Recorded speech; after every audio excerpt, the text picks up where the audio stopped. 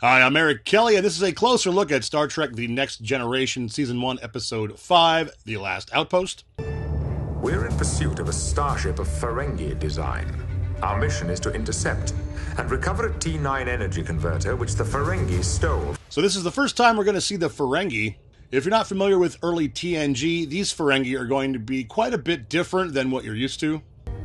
If we succeed in this chase, it will be Starfleet's first look at a life form which, discounting rumor, we know almost nothing about. No one from the Federation is familiar with the Ferengi, except 4 of them were on board Archer's Enterprise, but I guess I just didn't know what they were. Kind of like how we meet the Borg for the first time in Season 2, except the Borg were around during Archer's time as well, as were the Romulans, which Kirk was the first to see. Hey, there's a Decora-class Ferengi Marauder. Sensors pick up power fluctuations from the Ferengi ship, and they drop out of warp. The Enterprise follows suit, and Worf says, "In visual range, Captain." They were already in visual range.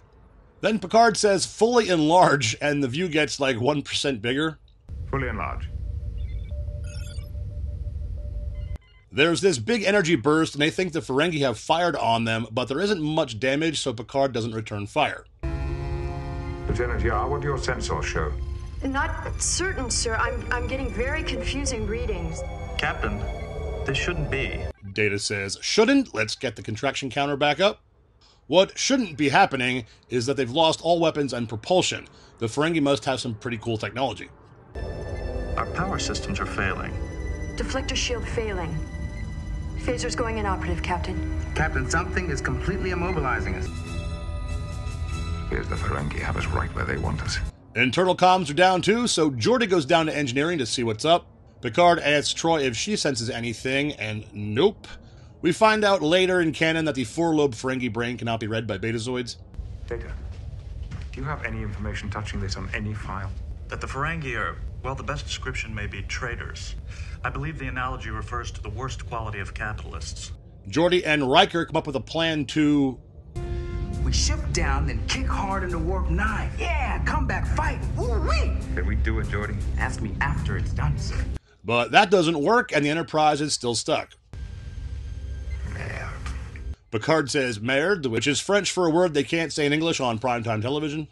It looks like every file in the computer is being scanned. These Ferengi sure have a lot of tricks up their sleeve. What to do?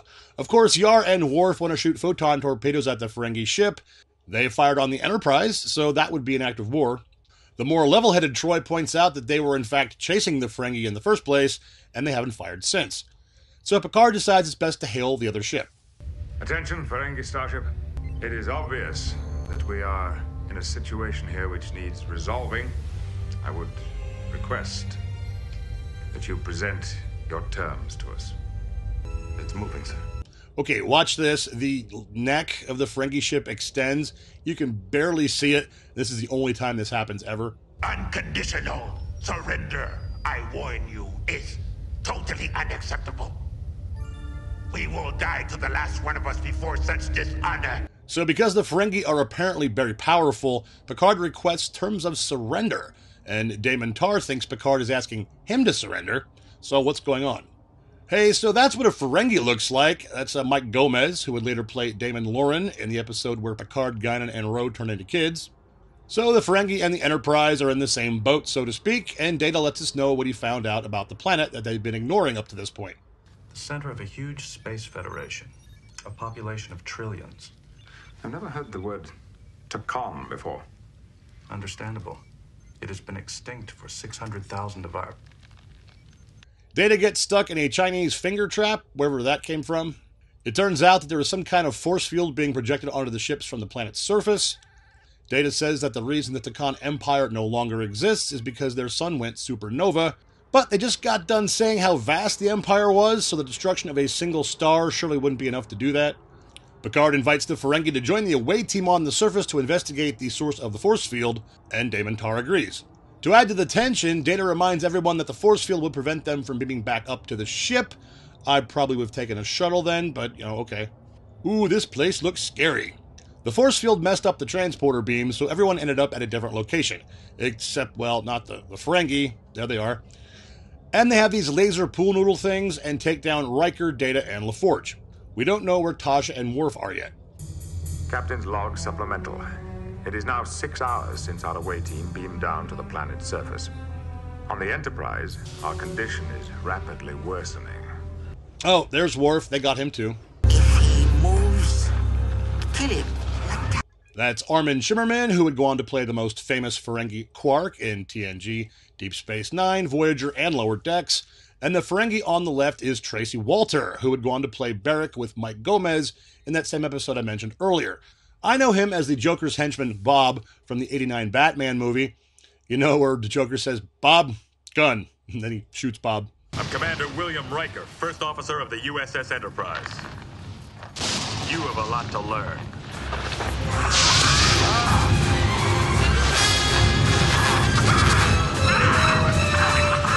So this fight breaks out. They're trying to make the Ferengi seem all fierce here. So one takes out Data, which would never happen. Another takes out Worf, which would never happen. It's a good thing that Tasha Yar appears to save the day. Is this a female? It's true. You work with your females, arm them, and force them to wear clothing. Yeah, this comes up a lot in Deep Space Nine. Ferengi females don't wear clothing. Things aren't getting any better up on the Enterprise. Dr. Crusher tells Picard that she is tempted to give Wesley, her son, a sedative, and Picard's like, no way, he should die awake. Holy cow. Uh-oh, phasers don't work on this funky planet, but the Ferengi laser pool noodles did. Oh wait, now they don't work either.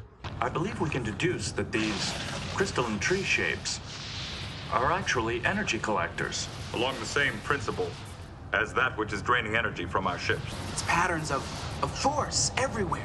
Patterns of Force. Good one. That's the original series episode where Kirk and Spock were Nazis. Who meets the challenge? Who will it be? The Ferengi throw Riker under the bus, and Riker's like, well, who are you? And the weird guy responds, I am the guardian of the Takan Empire. Okay, Riker tells him that the Takan Empire no longer exists. The Empire is forever.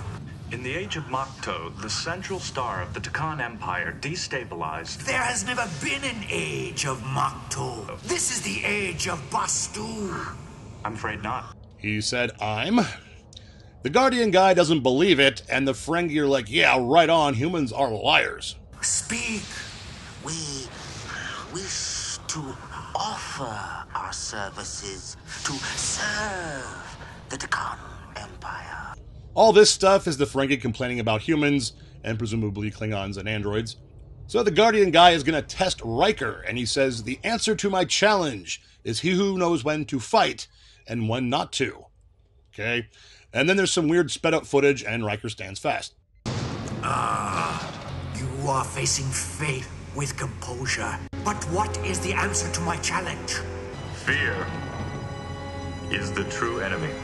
The only enemy. I think Riker's pretty smart, but I don't know how he came up with that answer based on what the Guardian guy said.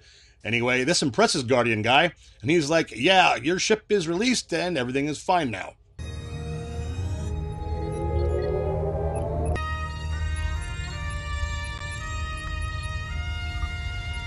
Not a moment too soon, Jean. I mean, Captain. Beverly calls him Jean. It's almost always Jean-Luc, because that's his first name. His middle name isn't Luke. Guardian guy tells Riker that he was going to destroy all of them, but he finds humans interesting. Then he's like, do you want me to kill these annoying Ferengi guys? And of course Riker says no. Then they would learn nothing. But what if they never learn? Shall I destroy them? Then they would learn nothing. What if they never learn, Riker? I see them much as we were several hundred years ago. But we can hardly hate what we once were. Oh, so now everybody has Chinese finger traps. One final request, sir. Permission to beam a box of Data's Chinese finger puzzles over to the Ferengi. Make it so. Set course for Forge.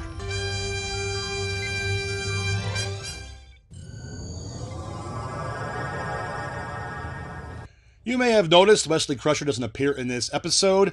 We got to add 2 more to Data's contraction counter. I think it's interesting that 3 of the Ferengi actors from this show would go on to play Ferengi in future episodes, including Armin Shimmerman, who has portrayed a Ferengi more than anyone else. Worf's stunt double was Tom Morga, and I mention this because he's been a stunt double or background character in many Star Trek series and movies well over 100 times. And since I'm a horror movie guy, Morga has also portrayed Jason Voorhees, Michael Myers, and Leatherface on screen. This is the first time that we as an audience or any member of Starfleet get to see the Ferengi, and you can kind of tell why they don't work out as the main antagonists of the show, though as I mentioned, Archer's Enterprise had Ferengi on board, and Picard himself encountered the Ferengi during his time on the Stargazer, but he never had visual contact, and we find all of this out a few episodes from now. That was Star Trek The Next Generation Season 1, Episode 5, The Last Outpost. I'm Eric Kelly from kellyplanet.com. Live long and prosper. Hi, it's me again, and if you liked that video, please hit the button so that I know, and if you didn't, well, that's okay too. Sometimes I miss stuff or I'm completely incorrect, and if that's the case, please let me know in the comments so I can fix my brain. Here are some other videos that I've done, and there's more Trek and other content from me on my website, kellyplanet.com. See you next time.